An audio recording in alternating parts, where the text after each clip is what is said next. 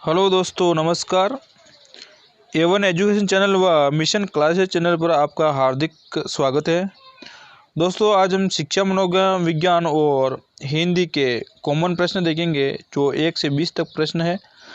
उससे पहले आपने हमारा चैनल सब्सक्राइब नहीं किया है तो सब्सक्राइब जरूर करें और बेल आइकन जरूर दबाएं ताकि वीडियो से संबंधित हर अपडेट समय पर मिलती रहे। तो आइए शुरू करते हैं। प्रश्न नंबर पहला, और ये सभी प्रश्न एग्जाम में पूछे हुए प्रश्न हैं। प्रश्न नंबर पहला है कि भाषा का मुख्य कौशल है। भाषा का मुख्य कौशल है ए लिखना सुनना, बी पढ़ना, सी बोलना, डी उपयुक्त सभी। ए है लिखना सुनना, बी पढ़ना, सी बोलना, डी उपयुक्त सभी। तो दोस्तों, इसका सही उत्तर डी होगा, उपयुक्त सभी।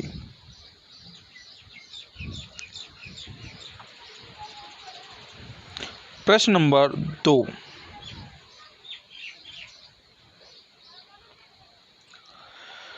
प्रश्न नंबर 2 है भाषा के मुख्य तत्व होते हैं। ए ध्वनि, बी संकेत, सी चिन्ह, डी सभी।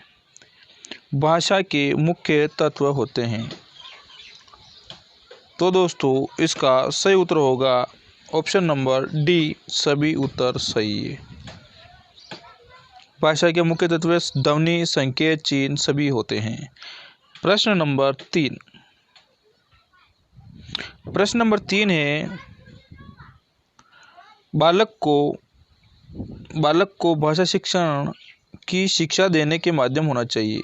ए राष्ट्रभाषा, बी मातृभाषा, सी द्वितीय भाषा। इनमें से कौन सा सही है? बालक को भाषा शिक्षण की शिक्षा देने का माध्यम होना चाहिए। ए राष्ट्रभाषा, बी मातृभाषा, सी द्वितीय भाषा। तो दोस्तों, इसका सही उत्तर होगा बी मातृभाषा। प्रश्न नंबर 4, प्रश्न नंबर 4 है मातृभाषा का अर्थ है। ए परिवार की भाषा, 2 माँ की भाषा, 3 पिता की भाषा, 4 उपयुक्त सभी। मातृभाषा का अर्थ है। तो दोस्तों, इसका सही उत्तर होगा उपयुक्त सभी, डी। मातृभाषा का अर्थ है परिवार की भाषा, माँ की भाषा, पिता की भाषा, उपयुक्त सभी।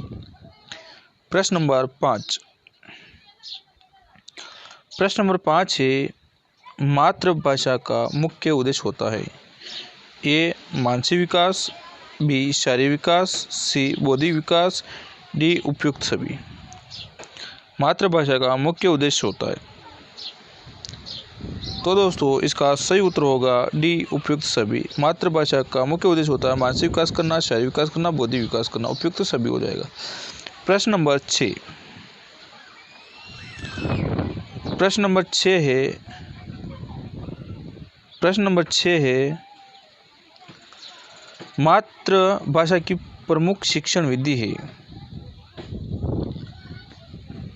ए आगमन विधि, बी निगमन विधि, सी है अनुकरण विधि और डी है उपयुक्त सभी।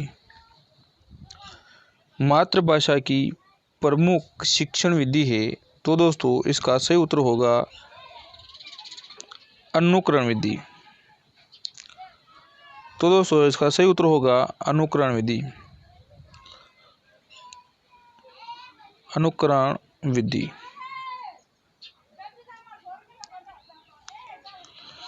प्रश्न नंबर 7, प्रश्न नंबर 7 है भाषा अधिगम के कारण होते हैं। ए भाषा विज्ञान, 2 व्याकरण, 3 भाषा कौशल, 4 डी है उपयुक्त सभी। ए है भाषा विज्ञान, बी है व्याकरण, सी है भाषा कौशल, डी है उपयुक्त सभी। भाषा अधिगम के कारण होते हैं। तो दोस्तों, इसका सही उत्तर होगा उपयुक्त सभी, डी ऑप्शन सही उत्तर होगा। प्रश्न नंबर 8, प्रश्न नंबर 8 है शिक्षण अधिगम प्रबंध प्रत्यय के प्रवर्तक है? शिक्षण अधिगम प्रबंध प्रत्यय के प्रवर्तक है? A B.S. Bloom, B Robert Glaser, C B.O. Smith, D I.K. Davis. शिक्षण अधिगम प्रबंध प्रत्यय के प्रवर्तक B.S. Bloom, Robert Glaser, B.O. Smith, I.K. Davis. तो दोस्तों इसका सही उत्तर होगा डी ऑप्शन सही है, I.K. डेविस। सही उत्तर होगा डी। प्रश्न नंबर 9। प्रश्न नंबर 9 है, शिक्षा के उद्देश्यों का वर्गीकरण किया। शिक्षा के उद्देश्यों का वर्गीकरण किया। शिक्षा के उद्देश्यों का वर्गीकरण किया। बी ए है रॉबर्ट मेगर, बी है रॉबर्ट मिलर, सी है B.S. Bloom, B.S. ब्लूम और डी है B.O. स्मिथ।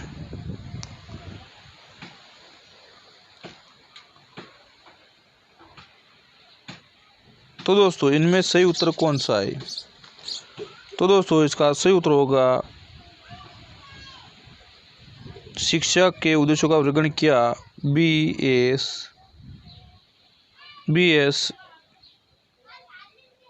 ब्लूम।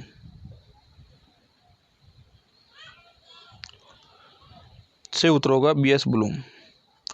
प्रश्न नंबर 10।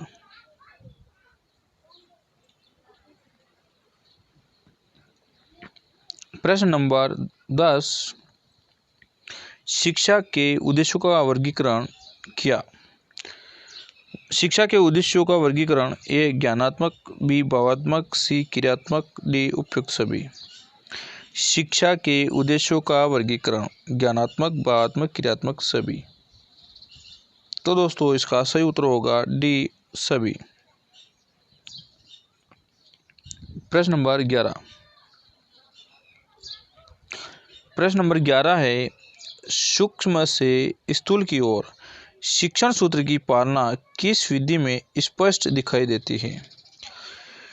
सूक्ष्म से स्थूल की ओर शिक्षण सूत्र की पालना किस विधि में स्पष्ट दिखाई देती है?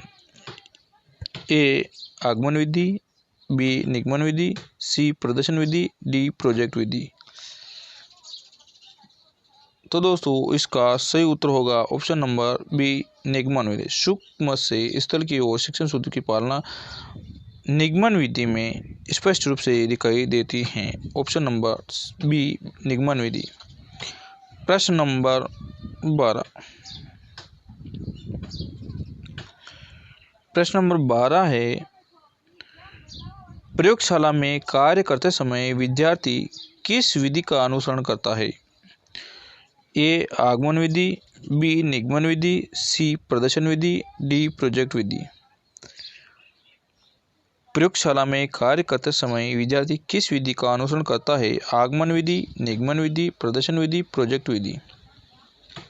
तो दोस्तों प्रयोगशाला में कार्य करते समय विद्यार्थी आगमन विधि का अनुसरण करता है। ए ऑप्शन राइट है, बिल्कुल आगमन विधि का अनुसरण करता है। प्रश्न नंबर 13।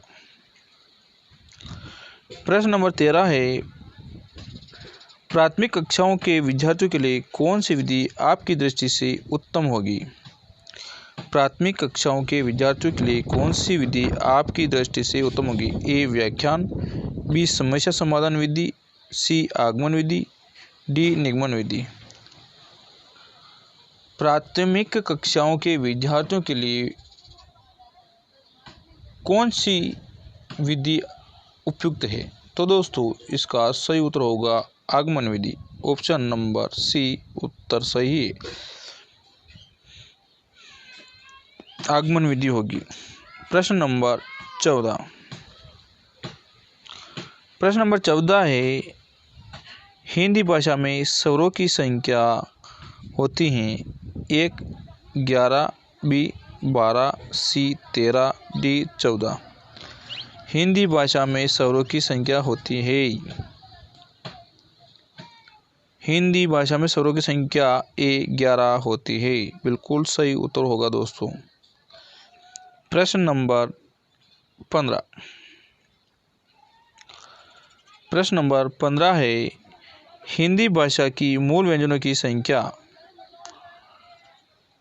ए 40, बी 47, सी 31, डी 33। हिंदी भाषा में मूल व्यंजनों की संख्या 33 होती है दोस्तों। डी उत्तर सही होगा। प्रश्न नंबर 16। प्रश्न नंबर 16 है, भाषा की प्रथम सार्थक इकाई होती हैं। ए अक्षर, बी शब्द, सी वाक्य, डी कोई नहीं। भाषा की प्रथम सार्थक इकाई होती हैं तो दोस्तों इसका सही उत्तर होगा बी शब्द। दोस्तों वीडियो अच्छा लग रहा हो तो लाइक शेयर सब्सक्राइब जरूर करें, ज़्यादा से ज़्यादा लाइक और ज़्यादा से ज़्यादा शेयर करें। इसका सही उत्तर होगा बी शब्द। प्रश्न नंबर 17। प्रश्न नंबर 17 है, गद्य साहित्य का मुख्य प्रकार या स्वरूप है। गद्य साहित्य का मुख्य प्रकार या स्वरूप है। ए सृजनात्मक गद्य, बी वर्णनात्मक गद्य, सी भावात्मक गद्य, डी उपयुक्त सभी। तो दोस्तों इसका गद्य साहित्य का मुख्य प्रकार या स्वरूप होता है तो दोस्तों सृजनात्मक गद्य, ए राइट हो जाएगा। प्रश्न नंबर 18। प्रश्न नंबर 18 है, गद्य शिक्षण की मुख्य विधि है। गद्य शिक्षण की मुख्य विधि है। ए उद्बोधन विधि, बी प्रवचन विधि, सी स्पष्टीकरण विधि, डी उपयुक्त सभी। गद्य शिक्षण की मुख्य विधि है उद्बोधन विधि, प्रवचन विधि, स्पष्टीकरण विधि, उपयुक्त सभी। तो दोस्तों इसका सही उत्तर होगा उपयुक्त सभी। प्रश्न नंबर 19। प्रश्न नंबर 19 है, माध्यमिक स्तर पर गद्य शिक्षण की विधि प्रयोग में ली जाती है। ए अर्थबोध विधि, बी प्रवचन विधि, सी स्पष्टीकरण विधि, डी उपयुक्त सभी। माध्यमिक स्तर पर गद्य शिक्षण की विधि प्रयोग में ली जाती हैं दोस्तों इसको अर्थबोध विधि है, प्रवचन विधि है, स्पष्टीकरण विधि, उपयुक्त सभी। तो दोस्तों इसका सही उत्तर होगा उपयुक्त सभी। प्रश्न नंबर 20। प्रश्न नंबर 20 है, प्रश्न नंबर 20 है, व्याकरण शिक्षण की मुख्य विधि हैं। ए आगमन विधि, बी निगमन विधि, सी आगमन निगमन विधि और डी है इनमें से कोई नहीं। प्रश्न नंबर 20 है, व्याकरण शिक्षण की मुख्य विधि है तो दोस्तों इसका सही उत्तर होगा ऑप्शन नंबर सी आगमन निगमन विधि। सी उत्तर सही होगा। दोस्तों वीडियो अच्छा लगा तो लाइक शेयर सब्सक्राइब जरूर करें। ज़्यादा से ज़्यादा दोनों चैनल को सब्सक्राइब करो, लाइक करो, शेयर करो और ज़्यादा से ज़्यादा सब्सक्राइब और ज़्यादा से ज़्यादा शेयर करो। धन्यवाद दोस्तों।